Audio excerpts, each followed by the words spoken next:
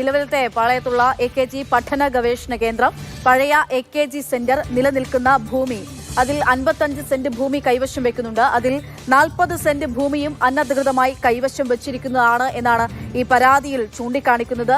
അതിന് നേരത്തെ തന്നെ VC ആയിരുന്ന ഡോക്ടർ മോഹൻ കുന്നുമലിന്റെ ഭാഗത്തു നിന്നും തുടങ്ങിയിട്ടുള്ള നടപടികൾ ഉണ്ടായിരുന്നു. ഇപ്പോഴിതാ സേവ് യൂണിവേഴ്സിറ്റി ഫോറം ഹൈക്കോടതിയിലേക്ക് എത്തുന്നു എന്നുള്ള വിവരമാണ് പുറത്തുവരുന്നത്. ബിനിൽ തുടരുന്നുണ്ട് വിശദാംശങ്ങളുമായിട്ട്. ബിനിൽ, എങ്ങനെയാണ് ഈ ഭൂമിയുടെ കയ്യേറ്റമുണ്ട് എന്ന് ഈ ഹർജിക്കാരൻ വാദിക്കുന്നത്? എന്താണ് അതിന്റെ ഇപ്പോൾ എത്ര ഭൂമി കയ്യേറി, എവിടം തുടങ്ങുന്നതാണ് ഈ കയ്യേറ്റത്തിന്റെ വിവരങ്ങൾ, നടപടികൾ എവിടെ തുടങ്ങുന്നതാണ്? ആ തരത്തിൽ ഉള്ള കാര്യങ്ങളൊന്ന് പറയാമോ? അക്ഷയ്, ഹർജിക്കാരൻ ഇതിൽ പ്രധാനമായും ചൂണ്ടിക്കാണിക്കുന്നത് CPM അനധികൃതമായി വലിയ രീതിയിൽ ഭൂമി കൈവശപ്പെടുത്തിയിരിക്കുന്നു. പാളയത്തെ പഴയ AKG സെന്റർ, ഇപ്പോഴത്തെ AKG പഠന ഗവേഷണ കേന്ദ്രം, അത് ഒരു രേഖയുമില്ലാതെ 55 സെന്റോളം ഭൂമി കൈവശപ്പെടുത്തിയിരിക്കുന്നു എന്നതാണ് ഹർജിക്കാരന്റെ ആരോപണം. ഇത് സംബന്ധിച്ച വിവിധ സ്ഥാപനങ്ങളിൽ RTI കൊടുത്തു, കൃത്യമായ മറുപടികൾ കിട്ടുന്നില്ല.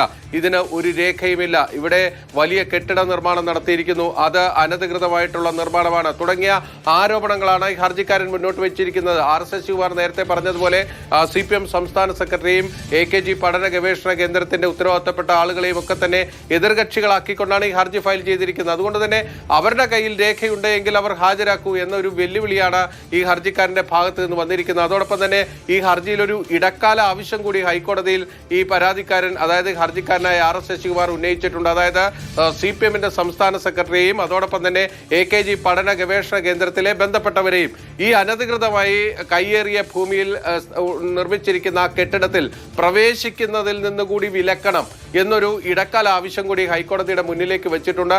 ഹൈക്കോടതി ഇന്ന് ഹർജിയുടെ പരിഗണനയ്ക്ക് വരുന്നുണ്ട്. അപ്പോൾ കോടതി ഏത് തരത്തിൽ ഈ ഹർജിയെ പരിഗണിക്കും, അല്ലെങ്കിൽ ഏത് രീതിയിലായിരിക്കും കോടതി ഈ ഹർജിയെ നോക്കിക്കാണുന്നതെന്നൊക്കെ ഉള്ളത് നമുക്കൊരു അല്പസമയത്തിനകം തന്നെ വ്യക്തമാകുകയും ചെയ്യും. അക്ഷയ.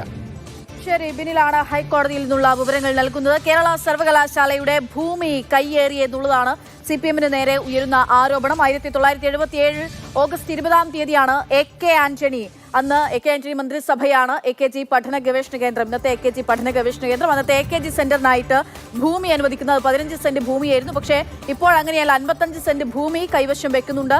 ആ ഭൂമി കൈയേറി എന്നുള്ളതാണ് ഈ ഹർജിക്കാരുടെ ആവശ്യം. അങ്ങനെയാണ് ഹൈക്കോടതിയിലേക്ക് ഇപ്പോൾ ഈ നിയമ നടപടികൾ, കുറെ കാലമായിട്ട് തുടരുന്ന ആരോപണങ്ങളൊക്കെയാണ്, അതിപ്പോൾ നിയമ നടപടിയായി ഹൈക്കോടതിയിലേക്ക് സേവ് യൂണിവേഴ്സിറ്റി ഫോറം എത്തുന്നത്.